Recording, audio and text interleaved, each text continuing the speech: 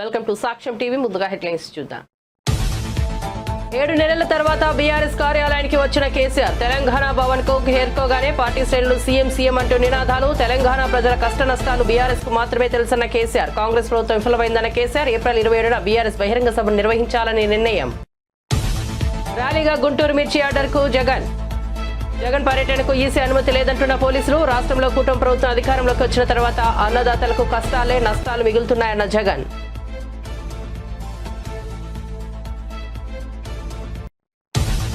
తిరుపతి పర్యటనలో కార్యకర్తలు నేతలతో లోకేష్ సమావేశం. ఉత్తమ పనితీరు కనబర్చిన కార్యకర్తలకు ప్రశంసా పత్రాలు అందజేత కార్యకర్తల సమస్యలు తెలుసుకుని వారికి అండగా నిలబడాలని నేతలకు పిలుపు.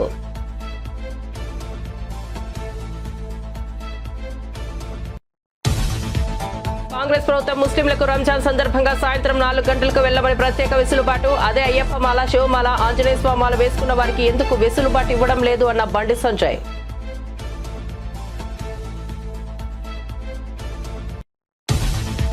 జగన్ పై తీవ్ర స్థాయిలో మండిపడ్డ కేంద్ర మంత్రి పెమ్మసాని చంద్రశేఖర్. జగన్ కు బతి భ్రమించింది, పోలీసులను బట్టలు తీసి కొడతారని చెప్పడం ఏంటి అని నిలదీత.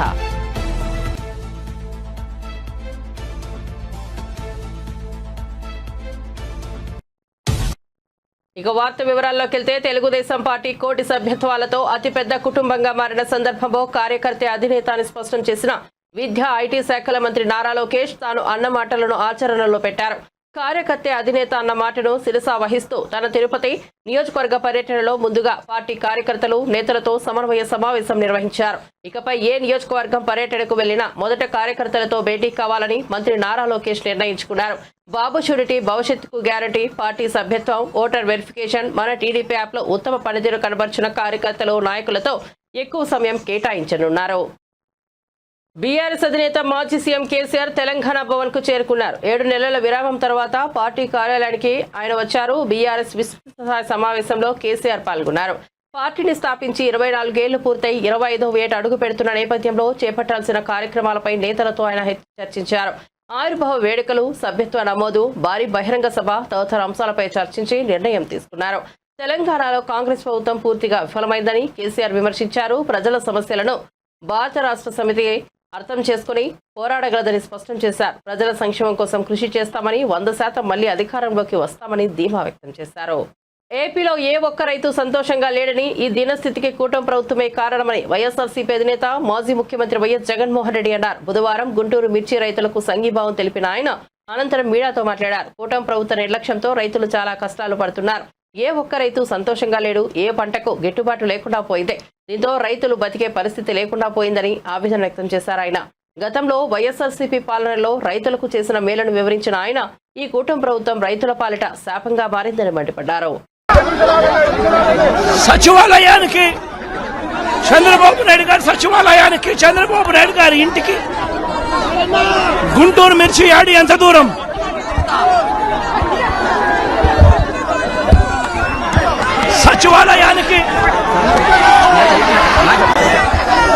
తన సచివాలయానికి కూతవేటు దూరంలో ఉన్న గుంటూరు మిర్చి యార్డులో రైతులు పడతా ఉన్న అవస్థను చంద్రబాబు నాయుడు గారికి అర్థం కావడం లేదు. చంద్రబాబు నాయుడు గారికి రైతుల కష్టాలు కనిపించినా కూడా చంద్రబాబు నాయుడు గారి కళ్ళు మూసుకొని రైతులను కష్టాల పాలు చేస్తా ఉన్నాడు. ఈరోజు ఇదే గుంటూరు మిర్చి యార్డులో రైతులు పండించిన మిర్చి పంటకు కనీసం 10-11 వేల రూపాయల డబ్బులు కూడా రావడం లేదు. రైతులు కష్టపడి తాము పండించిన పంటను అమ్ముకోలేని పరిస్థితిలో రైతులు ఈరోజు ఉన్నారు. రైతులకు ఈరోజు ఒకవైపు తెగుళ్ల వల్ల రైతులకు ఇవాళ పంట కూడా మామూలుగా 20 క్వింటాళ్ళ పైన రావాల్సిన పంట ఈరోజు 10-15 క్వింటాళ్ళకి పడిపోయిన పరిస్థితులు కనిపిస్తా ఉన్నాయి. మరోవైపున రేటు చూస్తే నిరుడు సంవత్సరం అంటే వైఎస్ఆర్సీపీ ప్రభుత్వ హయాంలో 21,000 నుంచి 27,000 రూపాయలు పలికిన పంట ఈరోజు కేవలం 10-11 వేల రూపాయలు కూడా కొనే నాథుడు లేడు. రైతులకు పెట్టుబడి ఖర్చులు కనీసం ₹1,50,000 నుంచి ₹2 లక్షల ఖర్చు అవుతా ఉంది. అమ్ముకోలేని పరిస్థితిలో, రేటు లేని పరిస్థితిలో, ఒకవైపున పంట తెగుళ్ల వల్ల పంట ఈల్డ్ కూడా తగ్గిన పరిస్థితుల్లో రైతు ఈరోజు బ్రతకడానికి కష్టపడతా ఉన్న పరిస్థితి. ఇదే గుంటూరు మిర్చి యార్డ్లో మిర్చి పంట వేసిన రైతుల పరిస్థితి ఇది. రాష్ట్ర వ్యాప్తంగా ఏ పంట తీసుకున్నా కూడా కందులు గాని, మినుము గాని, పెసరు గాని, టమాటో గాని, పత్తి గాని, ఇలా ఏ పంట తీసుకున్నా కూడా రైతులకు గిట్టుబాటు ధరలు రాని పరిస్థితి ఈ రోజు ఈ రాష్ట్రంలో కనిపిస్తా ఉంది. మరోవైపున చూస్తే చంద్రబాబు నాయుడు గారు రైతులను దళారీలకు అమ్మేసిన పరిస్థితి కనిపిస్తా ఉంది. ఈరోజు వైఎస్ఆర్సీపీ ప్రభుత్వ హయాంలో రైతు జీవితంలో వెలుగులు చూడడానికి ప్రవేశపెట్టిన సంస్కరణలన్నీ కూడా ఈరోజు అన్ని కూడా మిర్చి యార్డుకు జగన్ వెళ్లడం హాస్యాస్పదమని టీడీపీ నేత సోమిరెడ్డి చంద్రమోహన్ రెడ్డి ఎద్దేవా చేశారు. ఆయన హయాంలో మిర్చి రైతులు అనేక సమస్యలు ఎదుర్కొన్నారని విమర్శించారు. వైఎస్ఆర్సీపీ పాలనలో రైతు ఆత్మహత్యలు పెరిగాయని, ధాన్యం కొన్న 6 నెలలకు జగన్ డబ్బులు చెల్లించారని ఆరోపించారు. చంద్రబాబు ఢిల్లీలో కేంద్ర మంత్రిని కలవనున్నారు. పార్టీ అధ్యక్షుడు, మాజీ ముఖ్యమంత్రి నిజంగా రైతులను పరామర్శించేదానికి ఆ స్లోగన్స్ ఏంటి, సీఎం జగన్ ఏంటి, డ్యాన్స్ లేనిది, అది ఫైనల్గా ఏంటి, అక్కడ ఎవరు అప్పిరెడ్డి మనుషులంట 14 బస్తాలు మిరపకాయలు బస్తాలు ఎత్తుకెళ్ళిపోయారు. మిరపకాయలు దొంగల్ని తీసుకొని జగన్మోహన్ రెడ్డి మార్కెట్ యార్డు, మిర్చి మార్కెట్ యార్డు పోతావు, నవ్విపోతారు. అసలు ఏం మాట్లాడుతున్నారు? అక్కడ ఒక అమ్మాయి యాడ్ అవ్వటం, ఆమె అమ్మ ఒడి రాలేదని చెప్పి, అది మీ టీం ఉంది, మీ ఢిల్లీ పబ్లిక్ స్కూల్లో చదువుతుందంట, గురుజాడలో 3 అంతస్తుల బిల్డింగ్ అంట. ఆమె యాడ్ అవ్వటం, ఇదంతా మీ team Paytm batch training ఇవ్వటం, నవ్విపోతారని కూడా లేని పరిస్థితి. నేను ఒక మాట అంటున్నాను, మీ టైంలో, జగన్మోహన్ రెడ్డి టైంలో ఆ మిర్చి రైతుల్ని ఆ నల్ల తామర తెగులు నలిపేసింది. అప్పుడు పోయినావా నువ్వు ముఖ్యమంత్రిగా? నీ మంత్రులు వెళ్ళారా? రైతులను పరామర్శించారా? అట్లీస్ట్ నేను స్ట్రైట్గా ఒక క్వశ్చన్ అడుగుతుండా. వ్యవసాయ శాఖని నువ్వు మోతేసేసావు. ఒకటి డ్రిప్ ఇరిగేషన్, రాయలసీమకి అత్యవసరమైన డ్రిప్ ఇరిగేషన్ నువ్వు మూసేసావు. బిందు తుంపర్ల సేద్యం మా టైంలో 2017-18 ఫైనాన్షియల్ ఇయర్లో 2300 కోట్లు డ్రిప్ ఇరిగేషన్లో పెట్టి దేశంలో నంబర్ 1, కంట్రీలో నంబర్ 1. అదే సంవత్సరం 2017-18 యాంత్రీకరణలో 650 కోట్లు ఖర్చు. ఆఖరణ సూక్ష్మ పోషక పదార్థాలు 50% రైతు సబ్సిడీ, 50% గవర్నమెంట్, స్టేట్ గవర్నమెంట్. 17 నుంచి ముఖ్యమంత్రి గారు ఆనాడు చంద్రబాబు నాయుడు గారు ఒక నిర్ణయం తీసుకున్నారు. ఆ ఈల్డ్ పెరగాలంటే సూక్ష్మ పోషక పదార్థాలు కొనలేని, ఆ 50% కూడా కొనలేని రైతులు ఉంటారు, 100% ఫ్రీ అన్నాడు. ట్రాక్టర్లు 4-5 రైతులు ట్రాక్టర్లు వేసుకురావటం, జింక్, జిప్సం, బోరాన్ ఫ్రీగా మూటలు వేసుకొని పోవటం, దాన్ని మూసేసావు. యాంత్రీకరణ క్లోజ్ చేసావు. కనీసం ఒక పట్ట, ఒక టార్పాలిన్ పట్ట, ఒక స్ప్రేయర్ ఇవ్వని పరిస్థితి నీ గవర్నమెంట్లో. నువ్వు రైతుల గురించి మాట్లాడటం, నేను ఒకటి స్ట్రైట్గా ఒకటి అడుగుతున్నాను. నీ టైంలో దేశంలో రైతుల ఆత్మహత్యల్లో 3rd ప్లేస్ ఆంధ్రప్రదేశ్, ఫస్ట్ ఏది మహారాష్ట్ర, కర్ణాటక. జనాభా వాటిలో సగం లేదు. నంబర్ 1 కౌలు రైతులు 2nd ప్లేస్, తమిళనాడు తర్వాత, తమిళనాడులో సగం లేదు. నా జనాభా ప్రాతిపదికన నంబర్ 1. అంతెందుకు, దేశంలో సగటు రైతు అప్పు 74,500. బట్ ఆంధ్రప్రదేశ్ 2,45,000. 2,45,000. వీటన్నిటికి కారణం ఎవరు? మీరు ప్యాడీ కొనుగోలు చేస్తే 6 నెలలకి డబ్బులు ఇచ్చినారు. 6 నెలలకి నువ్వు ఇప్పుడు మాట్లాడుతుండవు. ఇదిగో GOMS నంబర్ 28 డేటెడ్ 9/1/2020 అంటే 9 జనవరి 9, 2020లో గవర్నమెంట్ ఆఫ్ ఆంధ్రప్రదేశ్ మిర్చికి ఇచ్చిన రేటు రెడ్ చిల్ 7,000 రూపాయలు పర్ క్వింటాల్, 7,000 రూపీస్. 23లో కూడా అదే చేసావు నువ్వు. ఈరోజు బీజేపీ ఎంపీ బండి సంజయ్ కాంగ్రెస్ ప్రభుత్వంపై తీవ్ర విమర్శలు చేశారు. అసలు కాంగ్రెస్ నాయకులు హిందువులేనా? వారిలో ప్రవహించేది హిందూ రక్తమేనా అంటూ ప్రశ్నించారు. తెలంగాణలో హిందువుల పరిస్థితి బిచ్చపు బ్రతుకుగా మారిందని ఆవేదన వ్యక్తం చేశారు. కాంగ్రెస్ ప్రభుత్వం ముస్లింలకు రంజాన్ సందర్భంగా సాయంత్రం 4 గంటల తర్వాత సెలవు ఇచ్చిందని, అదే అయ్యప్పమాల, శివమాల, ఆంజనేయ స్వామిమాల వేసుకున్న వారికి ఎందుకు వెసులుబాటు ఇవ్వడం లేదని ప్రశ్నించారు. కాంగ్రెస్ తీరును బీజేపీ ఎక్కడా ఉపేక్షించలేదని, హిందువుల హక్కుల కోసం పోరాటం చేయాలని పిలుపునిచ్చారు. అసలు మీ లోపల అసలు హిందువులేనా మీరు? నాకు అర్థం కాలే. మీ లోపల హిందూ రక్తం ప్రవహిస్తుందా? ఇవాళ సర్క్యులర్ చూస్తున్నాను, ఇవాళ ఇజ్జే పోతే సర్క్యులర్ చూస్తే ఇవాళ ఇప్పుడు ఇచ్చింది, ఇప్పుడు సాయంత్రం సర్క్యులర్ ఇచ్చావు. ఏమి ఇచ్చింది తెలుసా సర్క్యులర్? రంజాన్ టైంలో అంటే సాయంత్రం 4 గంటల తర్వాత పోచటాలు. నువ్వు రంజాన్కు 4 గంటల తర్వాత వాళ్ళకు ఉద్యోగాలు ఇచ్చిపెట్టి పోతా మాకు ఏమి ఇబ్బంది లేదన్నా. కానీ నా అయ్యప్ప ఏం పాపం చేసిండు? అయ్యప్ప స్వాములు ఏం పాపం చేసిండన్నా? నా అయ్యప్ప ఏం పాపం చేసిండన్నా? మధ్యాహ్నం దీక్ష తీసుకొని అయ్యప్ప మాల తీసుకొని మధ్యాహ్నం ఆఫీస్కి పోతే టిఫిన్ బాక్స్లో పోయి తినరాదు. అప్పుడప్పుడు వంట వేసుకొని మడితో తినాల్సి వస్తుంది. అవునా కదా? ఇలా ఈ ఉద్యోగస్తులు, ఉపాధ్యాయులు, ప్రైవేట్ ఉద్యోగులు కూడా అయ్యప్ప దీక్ష తీసుకొని ఉద్యోగానికి పోతే మధ్యాహ్నం పోదామంటే ఎవరు ఎప్పుడు తనిఖీ చేస్తారో, ఎప్పుడు సస్పెండ్ చేస్తారో ఒక భయానక వాతావరణంలో ఉద్యోగస్తులు, అయ్యప్ప దీక్ష చేసుకున్న ఉద్యోగస్తులు భయపడే పరిస్థితి తెలంగాణ రాష్ట్రంలో ఉంది. మధ్యాహ్నం భిక్ష లేకుండా పస్తులుండి అయ్యప్ప దీక్ష చేసుకునే పరిస్థితి వల్ల గంట సేపు బయటకు రావడం సస్పెండ్. మరి ఏ పాపం చేసిన అయ్యప్ప?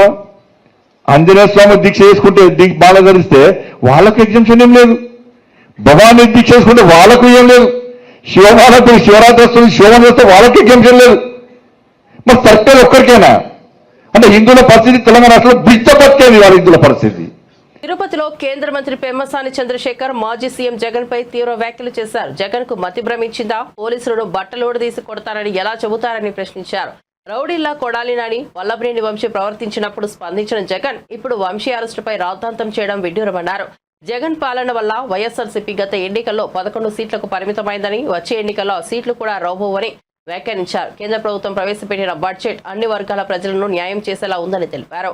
నిర్మలా సీతారామన్ ప్రవేశపెట్టిన ఈ బడ్జెట్ భారత్ను వికసిత దేశంగా మారుస్తోందన్నారు. ప్రతిపక్షాలు అవసరం లేని విమర్శలు మానుకోవాలని హితవు పలికారు. తెలుగు మహిళగా వారు సమర్థవంతంగా నిర్వహిస్తూ ఉన్నారు. రెండోది, వారు మొదలుపెట్టినప్పుడు దేశం అంటే మట్టి కాదే మనుషులే అనే విధంగా మొదలుపెట్టారు. అంటే ఆ వాక్యానికి కరెక్ట్గా సరిపోయేటువంటి బడ్జెట్ ఇది. ఇందులో మెయిన్ 4: ఫార్మర్స్ని ఎంపవర్ చేయటం, ఆంటర్ప్రెన్యూవర్స్ని ఎనేబుల్ చేయటం అంటే ఇంకా ముందుకు తీసుకువెళ్ళటం, యూత్ని ఎఫెక్టివ్గా ఎడ్యుకేట్ చేయటం, 4th మిడిల్ క్లాస్ని ఎలివేట్ చేయటం. ఈ 4 మెయిన్ ఆబ్జెక్టివ్స్ ఉన్నాయి. ఫస్ట్ తీసుకుంటే ఫార్మర్ని ఎంపవర్ చేయటం అంటే ఇంతకు ముందు వరకు మనకి దాదాపు 3 లక్షలు కిసాన్ క్రెడిట్ కార్డు కింద వచ్చేది, దాన్ని 5 lakhs వరకు ప్రొవైడ్ చేశారు. ఇది దాదాపు 8 కోట్ల ఫార్మర్స్కి కానీ, ఫిషర్మెన్కి కానీ, డైరీ ఫార్మర్స్కి కానీ ఉపయోగపడుతుంది. ఇందులో ఇంట్రెస్ట్ రేట్ వచ్చేటప్పటికి 4%, అంటే అత్యంత తక్కువ. రెండోది, ఒక 100 అగ్రికల్చరల్ డిస్ట్రిక్ట్స్ని అంటే ప్రధానమంత్రి మోదీ గారు జనరల్గా ఒక సమస్య ఉన్నప్పుడు దాన్ని గుర్తించి దాన్ని ఒక మిషన్ మోడ్లో వర్క్ చేస్తారు.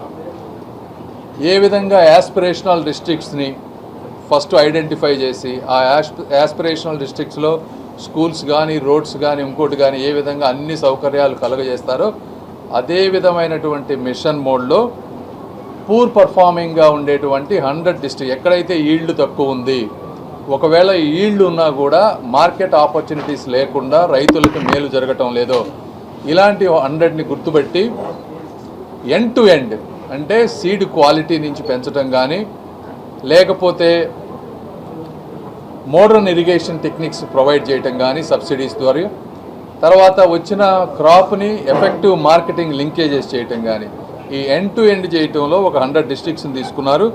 దానికి ధన్ ధాన్య కృషి యోజన అని పేరు పెట్టి, ఇవి రెండు కూడా మేజర్ మిషన్స్ ఫార్మర్స్కి వచ్చేటప్పటికి. ఇవన్నీ కాకుండా ఇంకా చాలా వేరే ఉన్నాయి, బట్ అవన్నీ మైనర్. బట్ ఈ రెండు మేజర్ ఇష్యూస్ ఫార్మర్స్ని ఎంపవర్ చేసే విధంగా. తర్వాత సెకండ్ వచ్చేటప్పటికి, ఇది నేను ఇందా చెప్పినట్టు ఒక రెవల్యూషనరీ బడ్జెట్ అని ఎందుకు అంటున్నానంటే, జనరల్గా ఒక కన్జ్యూమర్కి, ఒక మధ్యతరగతి వ్యక్తికి కష్టపడి వర్క్ చేసి లేదా కష్టపడి బిజినెస్ చేసి జాబ్ ద్వారా కానీ బిజినెస్ ద్వారా కానీ ఇన్కమ్ వచ్చినప్పుడు విపరీతంగా ట్యాక్సులు కట్టాలంటే బాధాకరం. ఎందుకంటే ట్యాక్స్ డబ్బులు ఎప్పుడైతే మన దగ్గర నుంచి గవర్నమెంట్కి వెళ్తుందో, గవర్నమెంట్లో అందరూ కూడా సఫిషియెంట్గా పనిచేసేటువంటి పరిస్థితి ఉండదు, కరప్షన్ కూడా ఉండేటువంటి పరిస్థితి ఉంటుంది.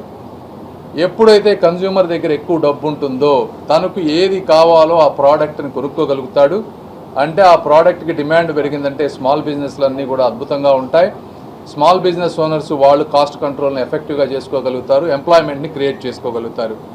అంటే యాక్చువల్గా నేను పార్లమెంట్లో ఉన్నప్పుడు నిర్మలా సీతారామన్ గారు ఇది అనౌన్స్ చేశారు 12 lakhs. అంటే నేను నమ్మలా, ఏదో సంథింగ్ ఈజ్ మిస్సింగ్ అని. 12 లక్షల వరకు ట్యాక్స్ లేకుండా ఎలా చేస్తారు అనేది.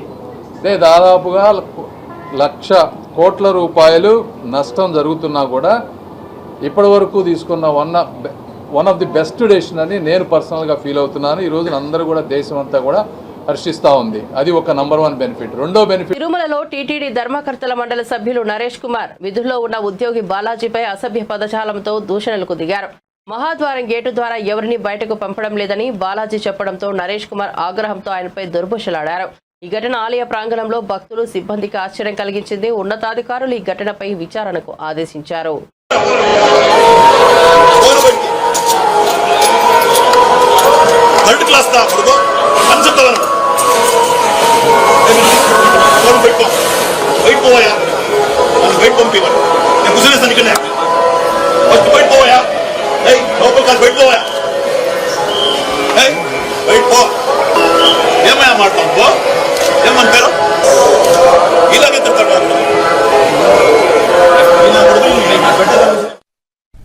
ఏపీ మాజీ సీఎం జగన్ 5 ఏళ్లు వ్యవసాయ శాఖను పూర్తిగా నిర్లక్ష్యం చేశారని మంత్రి అచ్చెన్నాయుడు విమర్శించారు. ఆదాయం వచ్చే శాఖలను మూసివేసిన జగన్ ఇప్పుడు వాటిపై మాట్లాడడం అర్ధరహితమన్నారు. రైతులకు ఒక్క మంచి పని కూడా చేయకపోగా భూ పరీక్షలు కూడా చేయించలేదని ధ్వజమెత్తారు. అలాగే వ్యవసాయ యాంత్రీకరణ కోసం పైసా ఖర్చు పెట్టలేదని ఆరోపించారు. లేనటువంటి అవసరం ఉన్నా సరే ప్రజా జీవితంలో ఉన్నాం కాబట్టి, మనం ప్రజలకి జవాబుదారీ కాబట్టి ఈరోజు రైతులకి ఈ రాష్ట్ర ప్రభుత్వం చేసిన విషయాలని తెలియచేయాలనే ఉద్దేశంతోనే ఈరోజు పత్రికా సమావేశం పెట్టాను.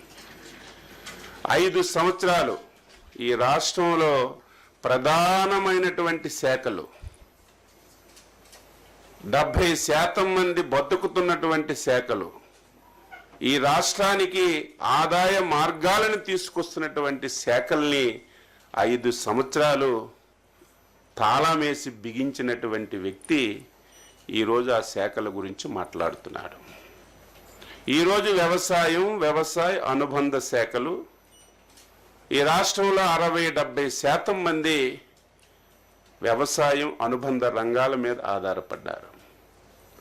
అందులో రాష్ట్రానికి ఎక్కువ ఆదాయ వనరులు వచ్చినటువంటి శాఖ వ్యవసాయ అనుబంధ శాఖలు. 5 సంవత్సరాలు ఒక్కటంటే ఒక్కటి రైతు గురించి నువ్వు చేసి ఇది నేను చేశానని చెప్తే ఎవరమైనా సరే గౌరవిస్తాం. ఒకవేళ ఆయన చేసిన మంచి విషయాలుంటే తీర్చుకొని ఆచరిస్తాం. 5 సంవత్సరాల్లో అతి ప్రధానమైనటువంటిది శాఖలో సాయిల్ టెస్టింగ్ అనేది ఒక్క సెంటు భూమికి సాయిల్ టెస్టింగ్ చేసి ఒక్క కార్డైనా నువ్వు ఇచ్చావని నిరూపించగలిగితే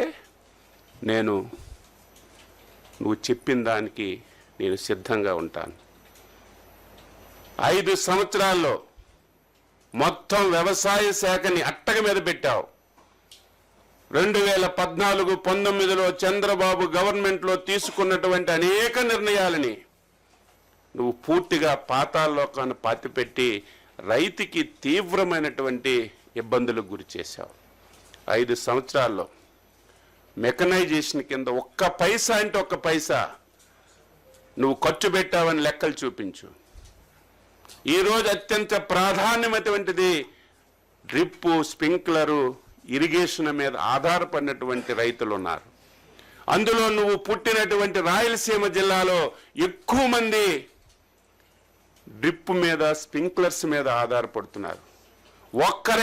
ఒక్కరికైనా నువ్వు డ్రిప్ కానీ స్ప్రింక్లర్లు కానీ ఇచ్చినటువంటి సందర్భాలు ఉన్నాయని చెప్పి నేను అడుగుతున్నా. గుంటూరు మిర్చి యార్డులో జగన్ అనేక ఇబ్బందులు పెట్టారని రంగా కృష్ణమూర్తి విమర్శించారు. రైతులకు నష్టం కలిగించే విధంగా ఆయన పాలన సాగిందని ఆరోపించారు. ధరల స్థిరీకరణ నిధిని దుర్వినియోగం చేసింది జగన్ కాదా అంటూ ప్రశ్నించారు. అయితే రైతు సమస్యల పట్ల కూటమి ప్రభుత్వం చిత్తశుద్ధితో పనిచేస్తోందని తెలిపారు.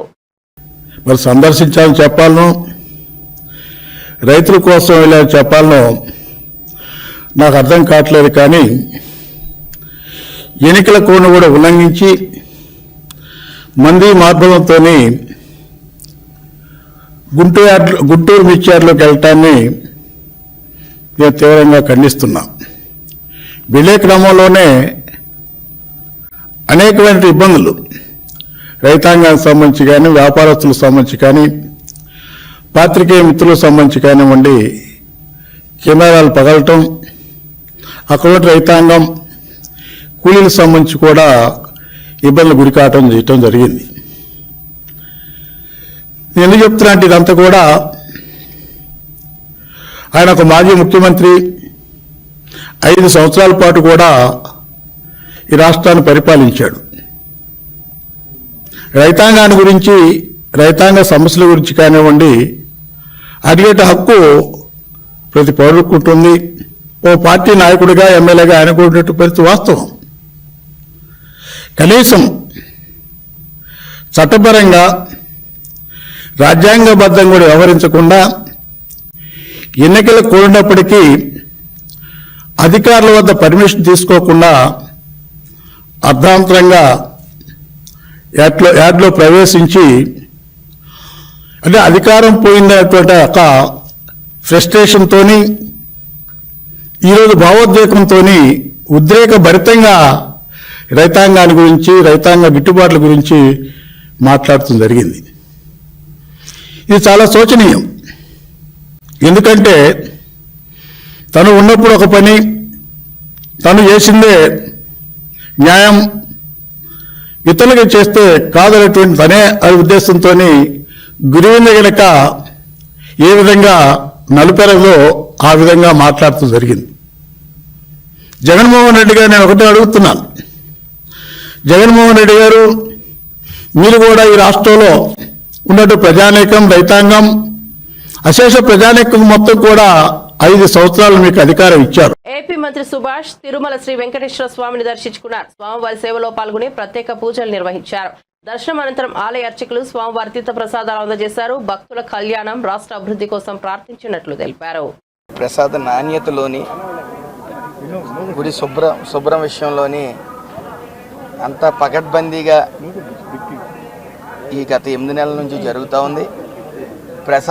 ప్రసాదంలో నాణ్యత అనే దానికోసం కానీ, ఈ గుడి యొక్క ఫీడ్బ్యాక్ కోసం కానీ ఫీడ్బ్యాక్ బుక్ అనేది ఒకటి ఏర్పాటు చేయటం, దానికి నిదర్శనం, అంటే మేము భరోసాకి నిదర్శనం. అది ఏదున్నా సరే ఫీడ్బ్యాక్ బుక్లో నమోదు చేయండి అని బుక్ పెట్టడం. గతంలో ఎప్పుడు కూడా ఈ ఫీడ్బ్యాక్ బుక్ అనేది ఇక్కడ దర్శనం అవ్వలేదు గుళ్ళో. బహుశా ఇదే తొలిసారి అనుకుంటాను. ఏదైనా సరే 8 నెలల నుంచి ఈ యొక్క ప్రసాద నాణ్యతలో కానీ, మిగతా గుడి విషయంలో, ఈ శుభ్రం విషయంలో కానీ ఆ ఫీడ్బ్యాక్ బుక్ ఏర్పాటు చేయడం జరిగింది. అవి 99.46% మరి అంత గుడ్ ఫీడ్బ్యాక్ వస్తూ ఉంది. పలు రాష్ట్రాల నుంచి వస్తూ ఉంటారు. ఒక్కొక్క రుచి ఒక్కొక్కరికి అలవాటు అవుతుంది. కానీ అయినప్పటికీ ఇక్కడ ప్రసాదాన్ని ప్రతి ఒక్కరూ నాణ్యత విషయంలో కానీ, ఇంకోటి కానీ, మరి అందరూ కూడా ఫీడ్బ్యాక్ బుక్లో పాజిటివ్ రెస్పాన్స్, 95% పాజిటివ్ రెస్పాన్స్ వస్తుందంటే దాన్ని బట్టి అర్థమవుతూ ఉంది ఈ యొక్క ఎంత చిత్తశుద్ధి ఉంది ఈ దేవాలయాల పట్ల, దేవాలయ యొక్క ప్రసాదాల పట్ల అనేది మీకు తెలుస్తూ ఉంది. ఏదేమన్నప్పటికీ ప్రజలందరూ స్వేచ్ఛతో ఈ గుళ్ళని దర్శనం చేసుకుంటా ఉన్నారు. మరి ఆ ఏడుకొండల వాడిని ఈ రాష్ట్ర ప్రజలందరూ సుఖ సంతోషాలతో ఉండాలని మనస్ఫూర్తిగా కోరుకున్నారు. షటిల్ ఆడి మంత్రి నారా లోకేష్ అలరించారు. తిరుపతి పద్మావతి మహిళా విశ్వవిద్యాలయంలో నూతనంగా నిర్మించిన మల్టీ లెవెల్ ఇండోర్ స్టేడియంను గురువారం మంత్రి లోకేష్ ముఖ్య అతిథిగా హాజరై ప్రారంభించారు. అనంతరం రెవెన్యూ శాఖ మంత్రి అనగాని సత్యప్రసాద్, క్రీడా శాఖ మంత్రి బండిపల్లి రామ్ ప్రసాదులతో కలిసి లోకేష్ షటిల్ ఆడి అలరించారు.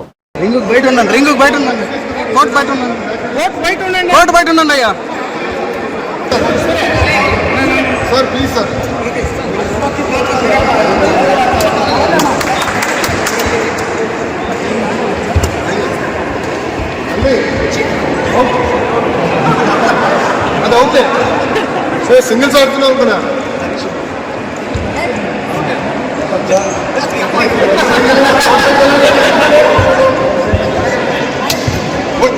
సార్ ఏం ఆడుతున్నారు సార్? పక్కన రండి.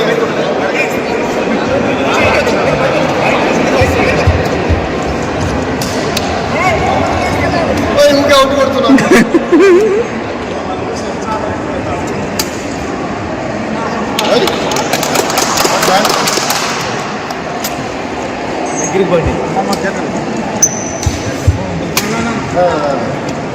సారీ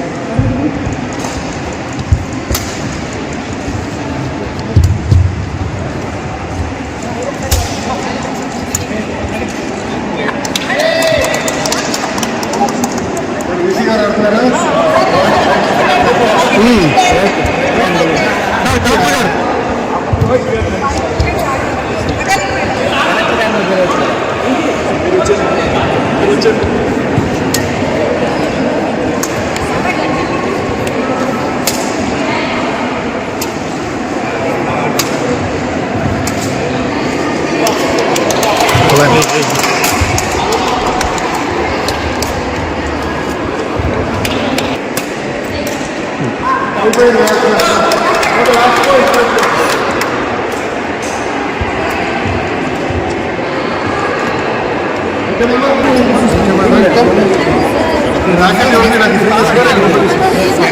చూడమ్మా ఫోన్ పెట్టినారా? ఫోన్ వస్తాయి చూడమ్మా, అందరూ చూడమ్మా. చెల్లమ్మ థ్యాంక్ యూ చెల్లి. రామరాజన్ తీసుకున్నారు.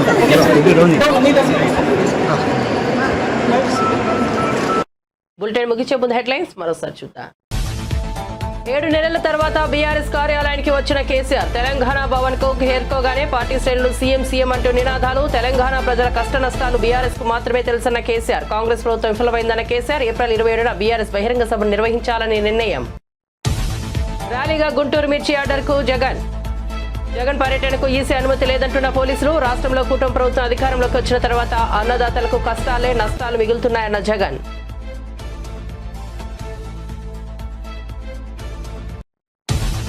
తిరుపతి పర్యటనలో కార్యకర్తలు నేతలతో లోకేష్ సమన్వయ సమావేశం. ఉత్తమ పనితీరు కనబర్చిన కార్యకర్తలకు ప్రశంసా పత్రాల అందజేత. కార్యకర్తల సమస్యలు తెలుసుకుని వారికి అండగా నిలబడాలని నేతలకు పిలుపు.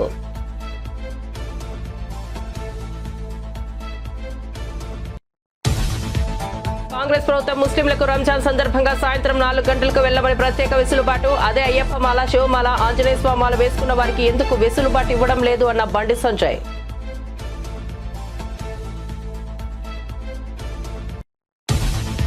జగన్ పై తీవ్ర స్థాయిలో మండిపడ్డ కేంద్ర మంత్రి పెమ్మసాని చంద్రశేఖర్. జగన్ కు మతి భ్రమించింది, పోలీసులను బట్టలు తీసి కొడతారని చెప్పడం ఏంటి అని నిలదీత.